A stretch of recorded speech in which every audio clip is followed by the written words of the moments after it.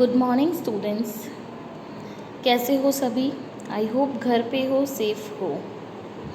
पिछले वीडियो में हमने डिस्कस किया था कि एक प्रोजेक्ट की लाइफ साइकिल क्या होती है, एक प्रोजेक्ट किन किन अवस्थाओं से होकर गुजरता है। लाइफ साइकिल मतलब क्या उसका स्टार्टिंग पॉइंट है, क्या उसका एंडिंग पॉइंट है, और बीच में हम किन किन एक्टिविटीज़ से होकर गुजरे हैं, उनको एक आइडेंटिफिएबल नाम देना, एक पहचानने योग्य नाम देना, वही लाइफ साइकिल होता है। तो जिस तरह से हर एक काम का लाइफ साइकिल होता है, बिजनेस का भी लाइफ साइकिल होता है, इकोनॉमी का भी लाइफ साइकिल होता है, उस तरह से एक प्रोजेक्ट का भी लाइफ साइकिल होता है। एक प्रोजेक्ट अपने जीवन में कई सारी अवस्थाओं से होकर गुजरता है, जिनका अध्ययन हमने पिछले वीडियो में किया। हमने ये भी पढ़ा कि कैसे रिस्क कम होती जाती है, कैसे रिसोर्सेज का एलोकेशन पहले इंक्रीज़ होता है फिर डिक्रीज़ होता है, और किस तरह से परिवर्तन की लागत अंत तक जाते जाते बढ़ जाती है। ये हमने पिछले वीडियो में पढ़ा। हमने ये भी पढ़ा कि सारी अवस्थाएं ज़रूरी नहीं है कि एक के ख़त्म होने के बाद ही दूसरा शुरू हो। सीक्वेंसिंग भी हो सकती है, ओवरलैपिंग भी हो सकती है, और पैरेलल भी हो सकती है। एक के बाद एक एक्टिविटी जब शुरू होती है तो उसे सीक्वेंसिंग कहते हैं। एक के चलते चलते एक अवस्था के पूरा होने से पहले ही अगर दूसरी अवस्था प्रारंभ हो जाती है उसे ओवरलैपिंग कहा जाता है। तथा अगर कुछ अवस्थाएं एक साथ शुरू से लेकर साथ साथ चलती है तो उसे हम पैरेलल कहते हैं।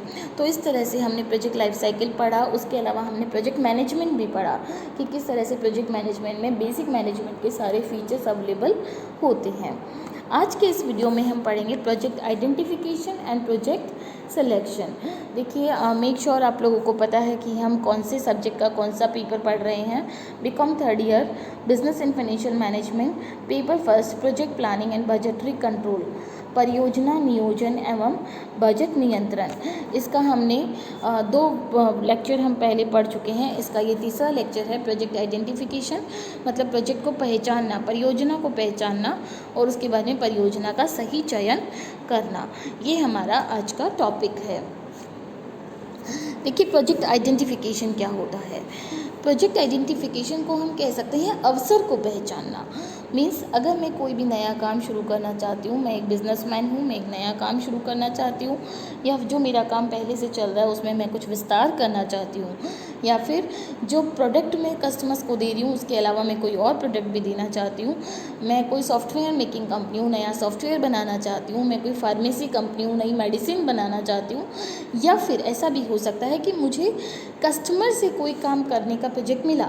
जैसे सपोज़ जो ब्रिज बनाते हैं, डैम्स बनाते हैं, रोड बनाते हैं, उनको भी प्रोजेक्ट मिलते रहते हैं। फ़्लाइट जो हेलीकॉप्टर बनाते हैं, जो एरोप्लेन बनाते हैं, उनको भी प्रोजेक्ट मिलते हैं। तथा जो इंटीरियर डिज़ाइनर है, जो फैशन डिज़ाइनर है, उनको अपने कस्टमर से ऑर्डर मिलते हैं। तो कई बार हमें प्रोजेक्ट मिलता है, कई बार हम प्रोजेक्ट खुद शुरू करते हैं। सो प्रोजेक्ट दोनों तरह का, जो भी दोनों तरह के काम हैं उन्हें हम प्रोजेक्ट कहेंगे। तो जब आपको कस्टमर से प्रोजेक्ट मिल रहा है वहाँ पे आइडेंटिफिकेशन का रोल कम हो जाता है, क्योंकि प्रोजेक्ट चलाकर आपके पास में आ रहा है। आपको प्रोजेक्ट को पहचानने की ज़रूरत नहीं है। जो प्रोजेक्ट आपके पास आ रहा है, आपको तो सिर्फ ये देखना है कि मुझे वो प्रोजेक्ट लेना है या प्रोजेक्ट नहीं लेना है। प्रोजेक्ट लेने में मेरे पास क्या प्लस पॉइंट्स है, प्रोजेक्ट लेने के लिए लेने से मुझे क्या क्या फ़ायदे हो सकते हैं, और प्रोजेक्ट लेने से मुझे क्या नुकसान हो सकते हैं, क्या माइनस पॉइंट है, क्या प्लस पॉइंट है, यही मुझे देखना रहेगा। लेकिन अगर मैं चलाकर कोई नया काम शुरू कर रही हूँ तो वहाँ पे प्रोजेक्ट आइडेंटिफिकेशन, परियोजना को पहचानने का एक बहुत ही इम्पॉर्टेंट रोल है। बहुत ही इम्पॉर्टेंट रोल इसलिए हो जाता है क्योंकि जब तक आप अवसर को अच्छे से नहीं पहचानेंगे तब तक आप सही काम शुरू नहीं कर सकते हैं। देखिए, project identification is the first and most important step in starting a new business. आप नया बिजनेस शुरू कर रहे हैं तो पहला और सबसे इम्पॉर्टेंट काम क्या है? अवसर को पहचानना, परियोजना को पहचानना, मतलब क्या अवसर है उसको पहचानना। देखिए, एक टर्म आता है स्वॉट एनालिसिस। स्वॉट एनालिसिस का मतलब होता है स्ट्रेंथ। आप अपनी शक्तियाँ, अपनी ताकत पहचानें, अपनी कमजोरी पहचानें, आपके पास मार्केट में क्या अवसर है वो पहचानें, और मार्केट की चुनौतियाँ, थ्रेट्स पहचानें। सो strength, weakness, opportunity and threat, ये दोनों हैं इंटरनल एनालिसिस। ओ और टी है एक्सटर्नल एनालिसिस। तो आप स्वॉट एनालिसिस करिए और उसके बाद में देखिए कि मुझे क्या काम शुरू करना है। The success of an entrepreneur depends on identification of right project which can be successfully launched. अगर आपने गलत काम शुरू कर लिया तो आप उसको पूरा नहीं कर पाएंगे, या जिस तरह से आप करना चाह रहे थे उस तरह से पूरा नहीं कर पाएंगे, आप अपने ऑब्जेक्टिव्स और गोल्स अचीव नहीं कर पाएंगे। इसलिए किसी भी प्रोजेक्ट का जो सक्सेसफुल कंप्लीशन है वो डिपेंड करता है कि आपने प्रोजेक्ट राइट तरह से आइडेंटिफाई किया है। प्रोजेक्ट आइडेंटिफिकेशन में आता है collection, compilation and analysis of economic data with the purpose of locating possible opportunities for investment based on opportunities in the market. Market में जो जो अवसर उपलब्ध है उसके हिसाब से आप कौन सी अपॉर्चुनिटी में इन्वेस्टमेंट करना चाहते हैं, इसके लिए आप मार्केट से डेटा कलेक्ट करेंगे, डेटा को कंपाइल करेंगे, मतलब डेटा को आप टेबुलेशन करेंगे, एनालाइज करेंगे और फिर अपना रिज़ल्ट एनालाइज करेंगे, रिज़ल्ट कैलकुलेट करेंगे और एक प्रोजेक्ट को आप आइडेंटिफाई करेंगे। अब देखिए प्रोजेक्ट आइडेंटिफिकेशन के सोर्सेज क्या हो सकते हैं, कैसे आप पता लगा सकते हैं कि आपके लिए मार्केट में क्या क्या अपॉर्चुनिटीज़ अवेलेबल है, क्या क्या अवसर अवेलेबल है। सबसे पहले consumers are very important source of project identification. Consumers से ही, कस्टमर्स की नीड, कस्टमर्स की डिमांड, कस्टमर्स की रिक्वायरमेंट से ही आपको पता लगता है कि आप क्या नया काम कर सकते हैं, आप कस्टमर को क्या नया दे सकते हैं। So this is the very exact need which is the key for the success of every business. उसके बाद में आता है एग्जिस्टिंग प्रोडक्ट एंड सर्विसेज। जो कस्टमर की अभी एट प्रेजेंट डिमांड है, जो हमारा इकोनॉमिक सिनेरियो है, कस्टमर क्या चाहता है, उसके लिए मार्केट में प्रोडक्ट्स कौन कौन से अवेलेबल हैं, कौन कौन सी सर्विसेज अवेलेबल है, वो भी आपको एक इन्फॉर्मेशन प्रोवाइड कर सकता है। ये आपको ये दे सकता है कि कौन कौन से एंटरप्रेन्योर्स अभी आपके प्रोडक्ट में डील कर रहे हैं। ये आपको प्रोजेक्ट जो भी आपका इन्फॉर्मेशन है उसके लिए प्रोडक्ट एंड सर्विसेज की इन्फॉर्मेशन बिल्कुल इम्प्रूव करके प्रोवाइड करेगा। सो existing product and services in the market can also throw certain information to entrepreneurs and this information can be more relevant। ये बहुत ही रेलिवेंट इन्फॉर्मेशन होगी, बहुत ही उपयोगी इन्फॉर्मेशन होगी for identifying the project in the form of improving the product and services. आप अपने product and service में क्या चेंजेस कर सकते हैं। अगर आपको कंपटीशन में टिकना है और आपके जो साथी कॉम्पिटिटर्स है वो क्या प्रोवाइड कर रहे हैं, वो क्या क्वालिटी दे रहे हैं, वो क्या सर्विस दे रहे हैं, वो कितने ईयर्स की वारंटी दे रहे हैं, कितने ईयर्स की गारंटी दे रहे हैं, कितना डिस्काउंट दे रहे हैं, this is also a very important source of project identification. Next आता है, अब आपने डिस्ट्रीब्यूशन चैनल्स मतलब जो भी आपके सेल्समैन हैं, जो डिस्ट्रीब्यूटर्स है, जो आपके होलसेलर्स है, जो रिटेलर्स है, जो डायरेक्टली कस्टमर्स के टच में रहते हैं, वो भी आपको मार्केट की डिमांड और मार्केट के रवैये के बारे में इंफॉर्मेशन प्रोवाइड कर सकते हैं। उसके बाद में आता है गवर्नमेंट सोर्सेज। देखिए government sources, many department of both central and state government publish some useful information which helps entrepreneurs in identifying new projects। बहुत सारे सेंट्रल और स्टेट गवर्नमेंट के ऐसे डिपार्टमेंट होते हैं जो समय समय पर सांख्यिकीय का डेटा, सांख्यिकीय डेटा, आंकड़े प्रोवाइड करता है कि क्या अभी कौन से सेक्टर में कौन कौन सी कंपनियां काम कर रही है, किस में गिरावट आ रही है, किसका उत्पादन बढ़ रहा है, किसकी मांग बढ़ रही है और प्राइस किसका बढ़ रहा है। प्राइस बढ़ रहा है इसका मतलब डिमांड ज़्यादा है, प्राइस कम हो रहा है इसका मतलब सप्लाई साइड स्ट्रॉन्ग है। तो गवर्नमेंट जो भी समय समय पर डेटा प्रोवाइड करती है वो डेटा भी आपके लिए एक बहुत ही इम्पॉर्टेंट सोर्स हो सकता है अपने लिए अवसर को पहचानने का। आप अपने लिए अपॉर्चुनिटी पहचान सकते हैं कि अच्छा ये एक सेक्टर है, ये एक बिज़नेस है जिसमें अभी उत्पादन में गिरावट हो रही है या अभी किसी वजह से प्राइस लेवल बहुत हाई है, तो मैं इसमें अपना प्रोजेक्ट स्टार्ट कर सकता हूँ। सो गवर्नमेंट सोर्सेज के बाद में आता है नेक्स्ट ऑब्जर्वेशन। देखिए ऑब्जर्वेशन आप किसी भी फील्ड में चले जाइए बहुत ही स्ट्रॉन्ग है कि जो भी आपका एग्जिस्टिंग मार्केट है आप उसको कंटिन्यू वॉच करिए। आप अपनी आंखें गड़ा कर रखिए कि मैं कहाँ से अवसर निकाल कर ला सकता हूँ। आप एनवायरनमेंट स्कैन करिए। एनवायरनमेंट स्कैन करने का मतलब ये होता है कि आप देखिए कि कहाँ पर गवर्नमेंट कहाँ टैक्स में रिलैक्सेशन दे रही है, कहाँ सब्सिडी दे रही है, etcetera. So these observation can also be an important part of project identification. Project identification के लिए अगला और बहुत महत्वपूर्ण सोर्स है ट्रेड एंड प्रोफेशनल जर्नल्स। देखिए हम देखते हैं कि हर तरह के बिज़नेस के लिए, हर तरह की कम्युनिटीज़ के लिए, जैसे कि चीनी mill association, garments mill association, हर तरह के ट्रेड यूनियंस बनी होती है, या फिर जो सीए हैं उनकी अलग मैगज़ीन आती है, जो कंपनी सेक्रेटरी है, जो डॉक्टर्स है, सबसे रिलेटेड अलग अलग जर्नल्स पब्लिश होती है।